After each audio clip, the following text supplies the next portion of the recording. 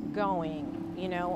There have been numerous times, and I think I mentioned this prior, in a prior discussion with you, of sometimes it does get overwhelming. I mean, I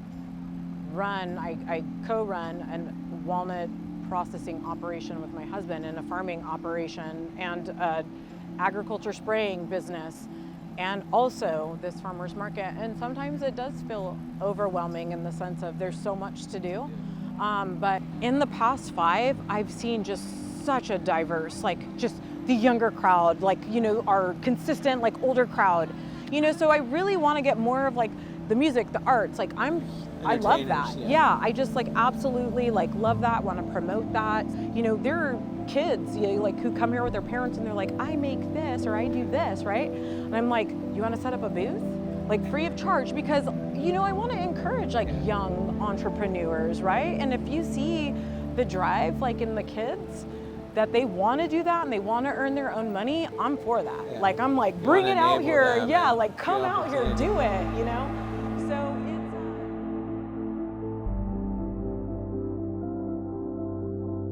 We're good? All right. Hey, everyone. Today we're here with Desiree, the event organizer of the Yuba-Sutter Farmers Market, and today she's going to be talking to us about the farmers market structure, her experience, and some advice for how the vendors to get into farmers markets.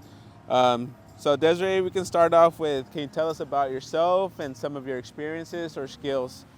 So my name is Desiree Silva, and this will be my 9th year running the Yuba-Sutter Certified Farmers Market. Actually took it over. My in-laws, Dan and Candy Silva, who were big community involved individuals, ran this. Started over on Center Street, on Plumas Street. And then they migrated over here. So physically here 19 years, but I've been here for 9. And how I kind of came into this is I moved here from Merced, California in my 4th grade year.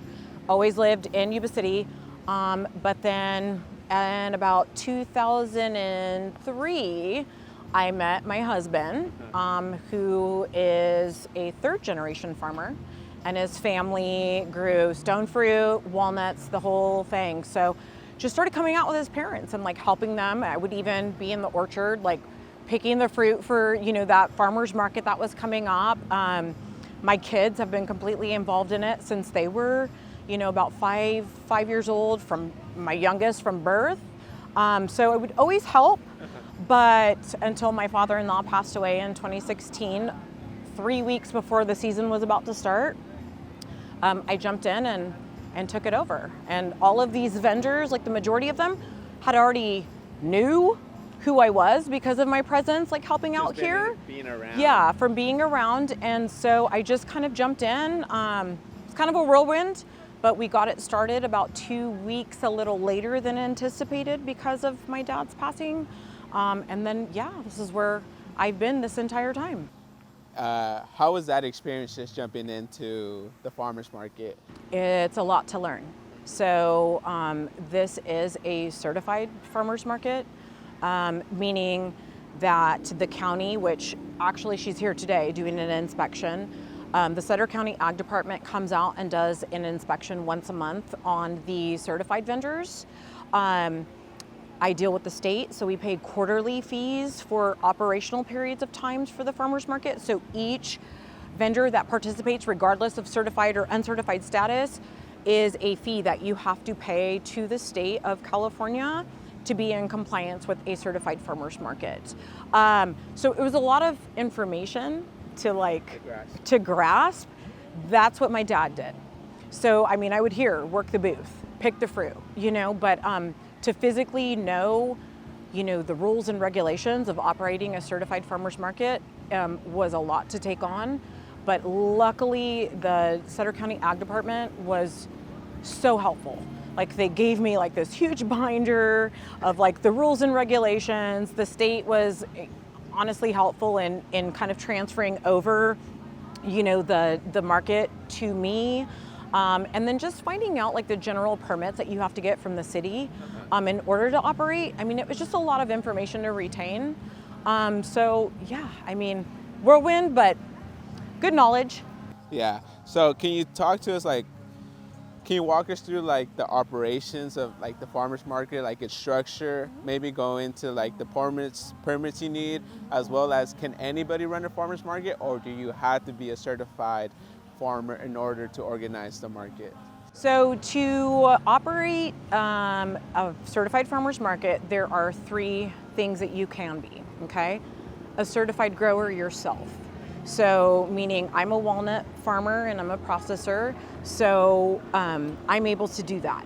Or you could be a non-for-profit and run a farmer's market. Or it could be a city-ran event that the city basically signs up for that with the state and the ag department, and then they just choose a manager to facilitate like the farmer's market. So those are the 3 kind of, entities that can run a farmer's market. A certified. Yeah, certified farmer's market. Anyone can do an uncertified farmer's market, but with that, you kind of come to the the issue. If you want growers that are physically certified, there could also be people who, just go buy fruit from like a fruit house and sell it, and they're not certified. So typically that kind of is an issue, like when you don't have a certified one.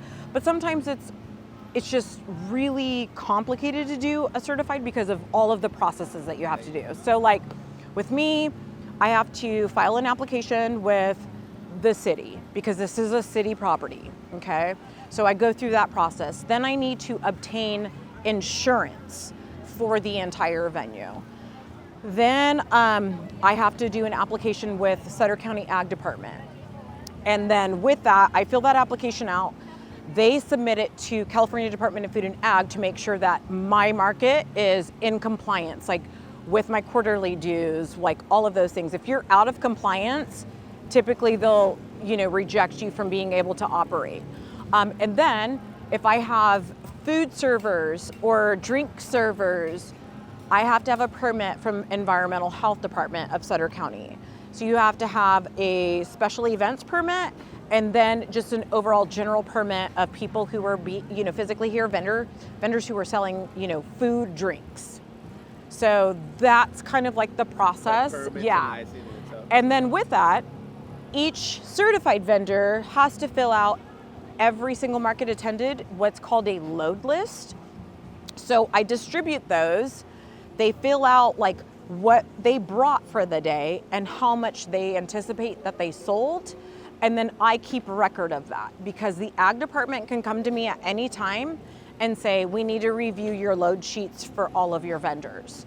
So they're able to like look at the books and make sure that vendors are reporting like what they're, like what they're bringing out and selling. So a vendor just can't say like, I'm bringing this, but also they're bringing something else that they didn't let you know? Like, no. So the ag department, when a vendor is a certified producer, the ag department, whatever county they grow in, so for instance, if it's Yuba County, Sutter County, Butte County, Colusa County, whatever county they're physically growing in, that ag department and that ag inspector will go physically to that property that they are stating that they're growing that produce or whatever they're growing, certified entity, and basically they inspect and they say, okay, what is this? What is this? So those vendors have to list the variety, whether it's a purple bell pepper, a yellow bell pepper, a green bell pepper, that all has to be listed on that CPC, which is called a Certified Producer Certificate. So right now, Courtney's around walking around checking each vendor's booth, and what they have on that table has to be on that list. If it's not, then they need to go back to the ag department and have that amended and added. If they don't, then it's a citation to the market. Not the vendor, but the market. The market gets a citation, and if it's not corrected, because it's pretty much up to me to say, hey, make sure you go in and amend this, make sure you do this. And then if it's not done, then the vendor does get fined for bringing that out. Do you find them, or does the ag department? The ag department finds them, yeah. Mm-hmm. So actually the California Department of Food and Ag will submit the fine, because if it's a continuous issue and it's not fixed, then it's sent to California Department of Food and Ag, which will issue the violation to that particular vendor. But Pretty much, if we do have a little like infraction here and there, the vendors are so good about going in and amending their, their certified producer certificates. Yeah. That's awesome. So my next question is, how do you find the vendors? Do they find you, both certified and uncertified vendors? What's the process? So we have a farmers market page on Facebook. We also have an Instagram for the farmers market. The city also promotes the market and pretty much will provide, like per my permission, if I'm looking for new vendors in particular. But typically what happens is each year around January, I reach out to all of my current vendors and ask, hey, what are your plans? Are you returning? Are you not returning? That kind of gives me that open, aspect of, this is how many new vendors I'm going to take on for the season. Again, the premise of a certified farmers market is that you want to have more certified growers than uncertified. And so we keep that limited as well, though, and the majority of these vendors that you see that are selling fruits and vegetables have been vendors for at least 5 years plus. So unless one of those vendors chooses to opt out, then I'm looking for a vendor a new vendor to fulfill that position for the market.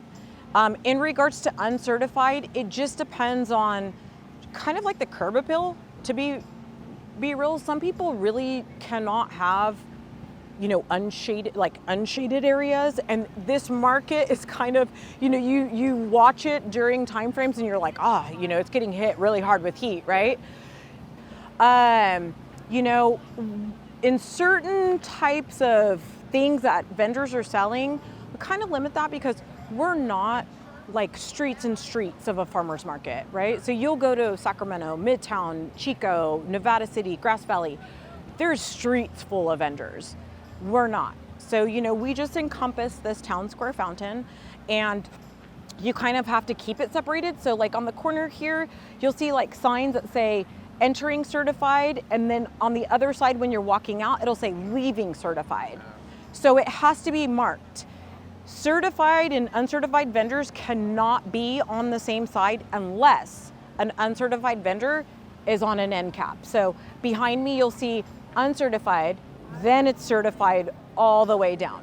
But anyone who may be at an end cap on a certified side, that's allowed. It's just from there on, you can't have them intermingled. That's just how CDFA situates the entire aspect of the layout of certified and uncertified vendors. Is that kind of like cross-contamination type? No, I just think it's just kind of their, the outlook of how they keep certified and uncertified. Like that's just their outline, like their blueprint of how markets are supposed to be ran.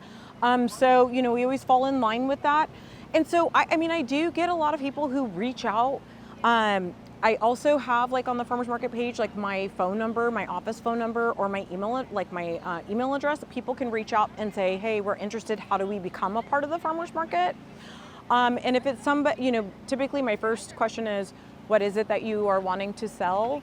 And then if it's somebody who, I already have that particular vendor, I do have a wait list. So if anyone ends up dropping out, it just kind of falls in line of when that first person like reached out to me, and then that would be like the next person in line to like have the opportunity if they're still interested in being a part of the farmers market. Okay, so it's kind of like a wait list tier, first come, first serve.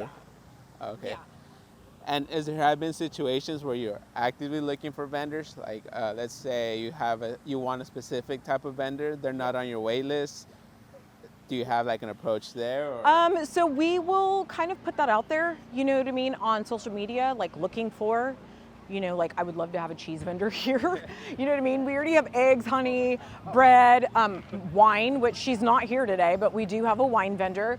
But I would love to have like a cheese vendor here. And we do it every single year. Like anybody, like have cheese.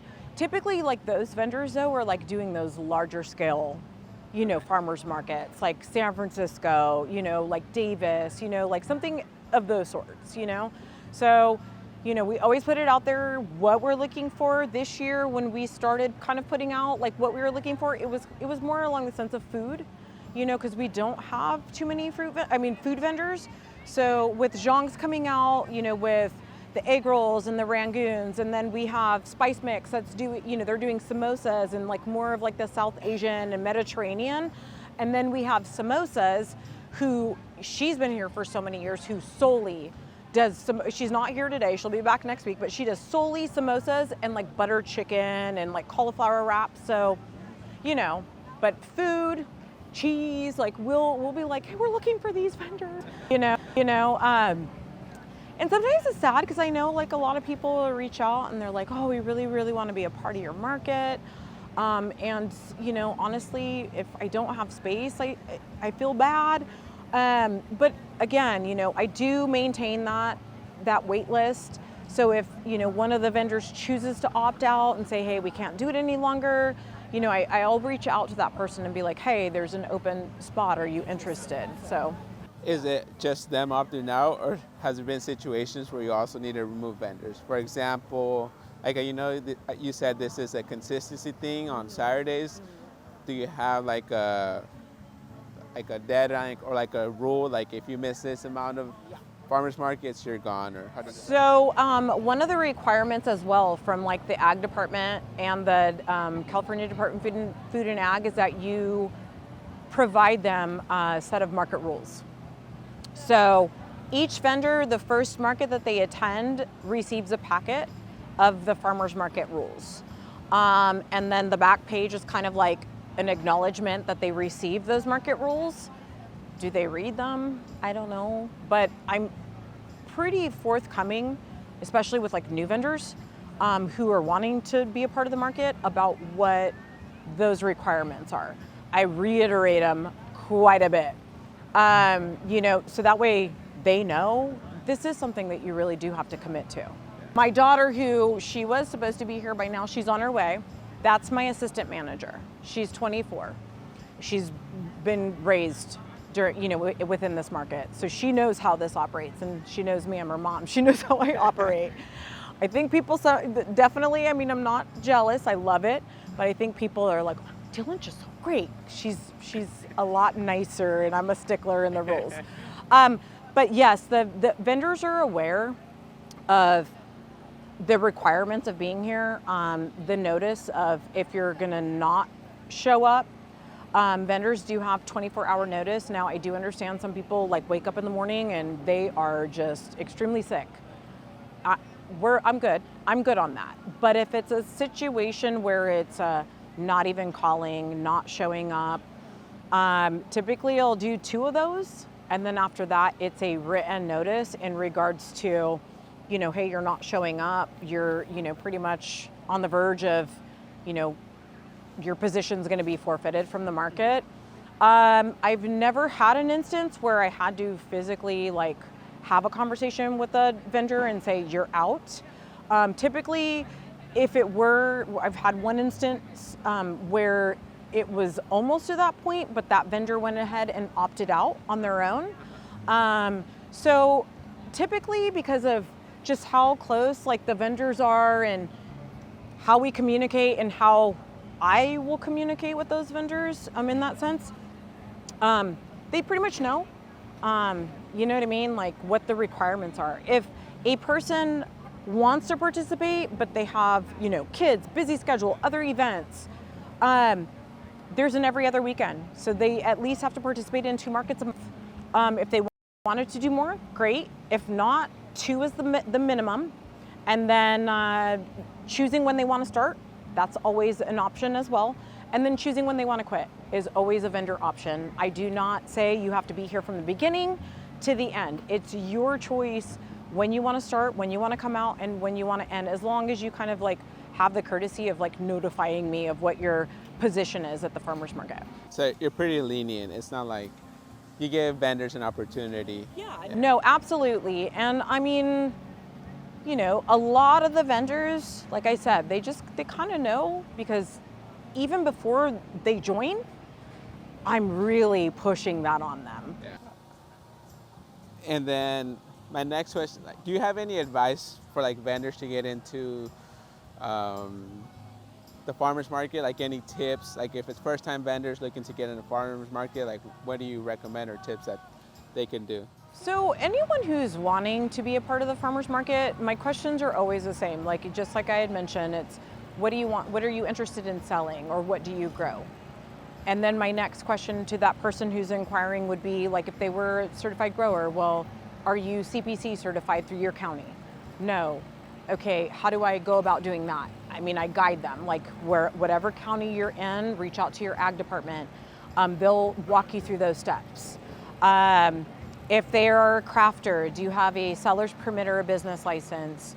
Do you have liability insurance? That's pretty much it on a crafter. For a food vendor, it's a lot more. So pretty much it's seller's permit or business license, health permit, food handler certificate, insurance, so they pretty much, if they're making the food, it has to be a certified kitchen. So it's like a cottage food permit. So they have a lot to, to kind of like do in that sense. So those are just like kind of the main questions when someone's inquiring. And if they don't, they will typically say, well, how do I go about doing that? And I will give them kind of like the steps. Yeah, like I'll say, if this is something that you're really interested in, you'll have to, go on to like the California website and obtain like a seller's permit. If you're looking to do this, like you're going to turn this into like a business, and you're going to go business, license. We also have cheaper option availability for insurance, because we all know how insurance is. Like, it's astronomical. Ours increased a lot this year for the farmers market in whole, like by 15%. So there is a website that I offer and give to inquiring vendors on my vendors that are returning. And actually one of my older vendors who's no longer here, like they retired, she gave it to me. She was like, oh, we go online, and it's called like info@theeventhelper.com. And they offer like a cheaper insurance just for event purposes. So it's not like you're having to go to a big insurance provider to get insurance to participate. So, I mean, I pretty much kind of guide people who are interested, if they're really serious about wanting to come out and do this, kind of that information, like this is what the steps that you need to do to participate. And if you decide that it's a route that you want to go and you're like, I really want to be a part of this, they absolutely will come back to me within like a couple of days and say, yeah, we really, really want to do this. And so, you know what I mean? Like we walk them through, and then they end up joining. Oh, that's awesome. Yeah. Next section is more about business and marketing. I think we're gonna get into like some of the questions that I know a lot of people have. I've always wondered this as well. Do you make money as an event organizer of a farm market, or is it nonprofit? No, so this is physically owned by Desiree Silva. So the Yuba City certified name was already the name that was established within the county, with the city, with the ag department, but I am the owner of the market. My father was running it as a non-for-profit. We really couldn't find too much information on that. So the easiest way for me to jump in and take it over as fast, being that market was starting in a couple of weeks, was to go ahead and get a business license to operate, as a farmer for the farmers market. So with the vendor stall fees, that contributes to the insurances for the city, the permits for the city, if I need new signage, or we do advertising via paper, like the shoppers, whatever type of advertisement in that sense, banners that go around like town for people who let us put them up. The California Department of Food and Ag quarterly fees that have to be paid, for the months that we operate. And then, I obviously get paid for the job that I'm doing, and then my assistant manager gets paid for the job that she's doing.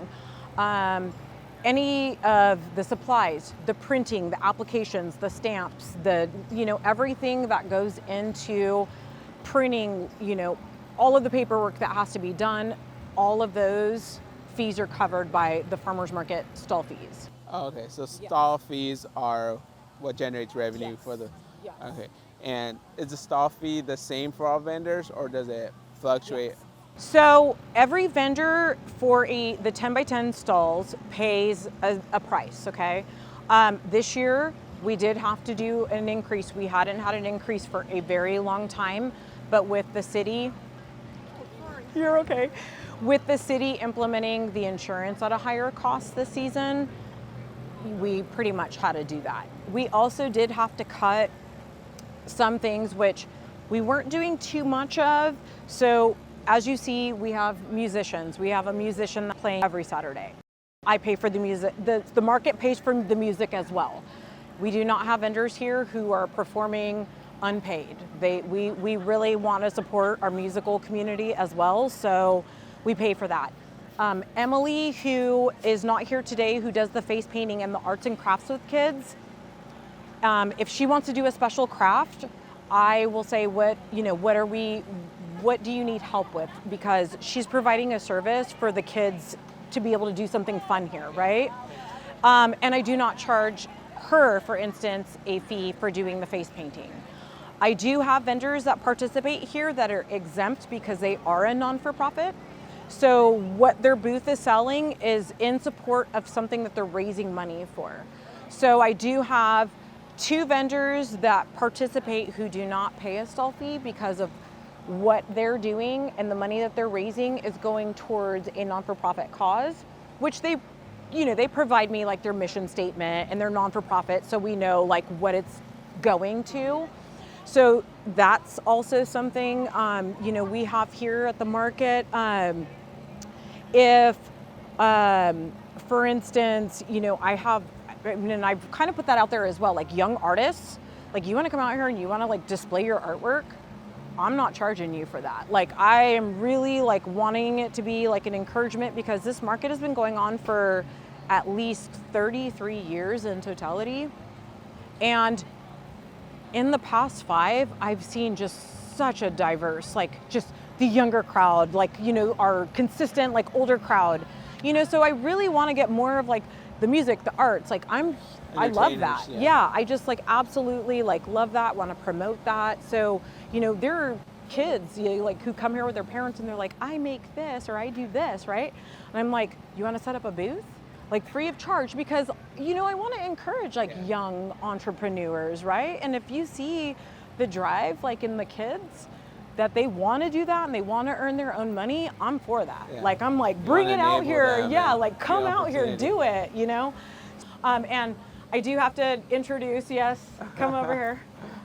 So this is my oldest. This is my daughter Dylan, and she is my market assistant manager. An integral part of this farmers market as well. Every one of these people here have known her since she was 5 years old. Since she was little, running around, the farmers market. So she absolutely, one day I decide like I no longer want to do this. She has a career and she goes to school, but I think that it would be as equally as important to her to carry on like what you guys have been building up. Her grandparents like really loved and thrived on, Yeah, that's awesome. In this community in general, we have seen a lot of family-owned businesses who just want to continue the legacy or build a legacy for their sons and their sons to take over and continue with. So that's awesome that this community is really focused on doing that. Yeah, no, absolutely. And I think just in the sense of keeping it going, there have been numerous times, and I think I mentioned this prior, in a prior discussion with you, of sometimes it does get overwhelming. I mean, I co-run a walnut processing operation with my husband, and a farming operation, and agriculture spraying business, and also this farmers market. And sometimes it does feel overwhelming in the sense of there's so much to do. But just honestly, like, I think Dylan feels the absolute same way, is you show up and you see these faces like at the start of every single year, like the same faces, and even new faces. And it's, it definitely was something that my in-laws like we're very passionate about, and I want to continue that. And these people, all of these vendors, they're our family. We're very, very close knit with every single one of these vendors, even our new ones. They're like, oh my gosh, this is like, everybody gets along like so well. And it's like, that's what we want. Sometimes people get upset that I don't have my applications available online.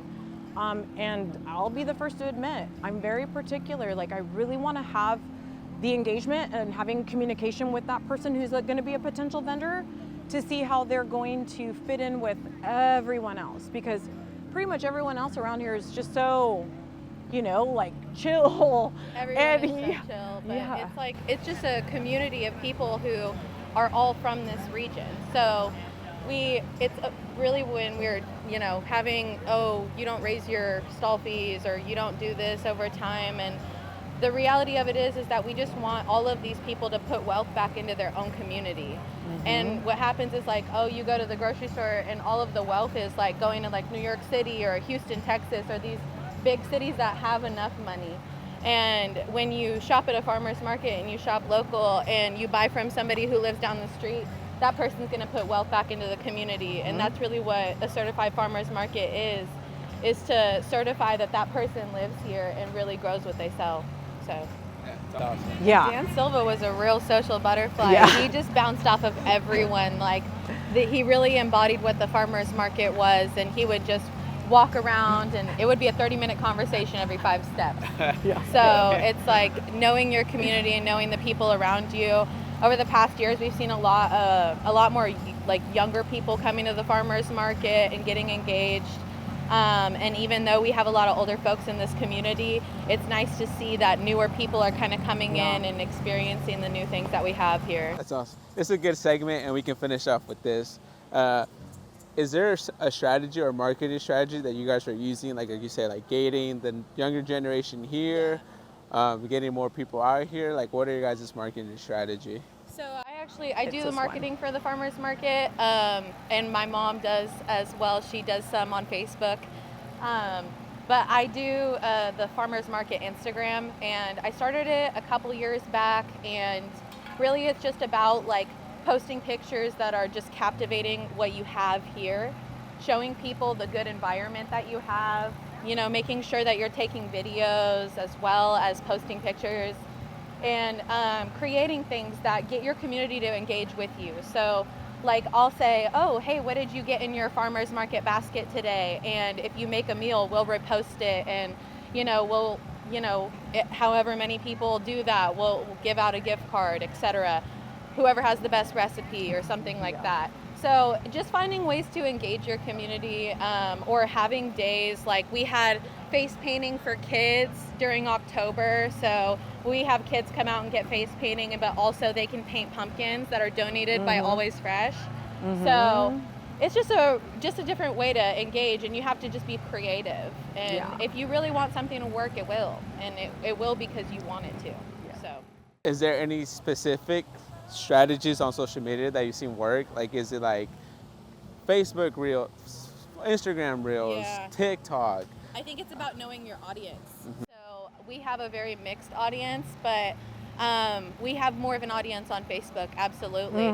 So when we're just, communicating with this, because this community, it's a small community, so it's gonna be more of a Facebook community. But at the same time, it's just also the younger generation is coming out because they're seeing it on Instagram now too. So I think it's just doing different levels of outreach, knowing your community and knowing your audience. And also, like when we do like the Facebook promotions, like I will, pretty much like if a new vendor is starting for that weekend, I always do announcement like this person's starting off this weekend, and then we tag those vendors.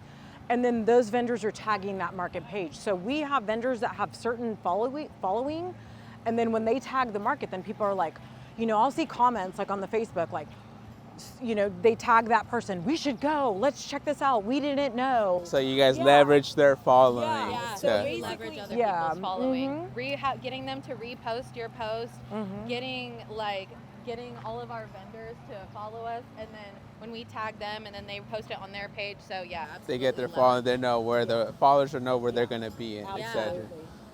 That's awesome. Really, this is really awesome. We'll wrap things up because we've held you for a while, and I know it's very busy. So, any advice or future plans that you have going for the farmers market? I think maybe like around, and this is something we'll have to discuss with our insurance carrier. But I don't know if melons are going to be in season with some of these vendors. But I kind of want to bring back an event like my mom and dad used to do, like around the 4th of July period, of like a watermelon spitting contest. We used to do that for the kids. They did it when they were little, and we would have, you know, whether it was like a bike or a basket or something like with like goodies for the kids to like bring the kids out and like have this little competition. We do have our musicians will like tell them, hey, we want to do open mic. And these guys right here behind us, Sawmill Tom, amazing. They have been with us for so many years. And they will bring out like new artists and like give them a rotation to be out here and just like, this is an open space, like for people, you know, to hear, you know, someone else in the community who really, you know, like isn't like a performer every weekend, but wants to come out and like show their like, you know, their skill. So, you know, we like to do that. We have some more vendors that are like engaging in like more kids activities. So that's something that we love, you know, having out here. I think we're gonna start doing like, you know, like, hey, whoever does like the most reposts or whatever, like come out and we'll give them a certificate to be able to like shop with the vendors, you know what I mean? Yeah, like giveaways and stuff. So yeah, I'm looking forward to doing more of that this year. I mean, we're only, you know, month 2 into the season, and you know, it'll start, you know, really picking up with everybody being on deck in a couple of weeks. And yeah, I just think every single year it just gets better. Definitely. What about you? Oh man, I think it's the same thing. I feel like that I can echo that. I agree. I'm really excited for the watermelon seed spitting competition. That was my jam. Yeah, you can't participate. No, I know. I can't ride that tricycle off into the distance either. But no, it definitely warms my heart because this was something that I did with my grandpa, and seeing everybody enjoy it as much as I always have, that's what makes me feel full and makes me so happy. But I definitely want to echo everything that she's saying about that. Yeah, I can't put any more on our plate. Yeah, it was awesome. We appreciate you guys' time. And if you guys want to tell the camera where they can find you, like your social media handles, we can post it on there. Okay. So for the Facebook aspect, it's just under Yuba City Certified Farmers Market. Yeah, and then for the Instagram, it's just YC Certified Farmers Market. So it's just those exact letterings. All right.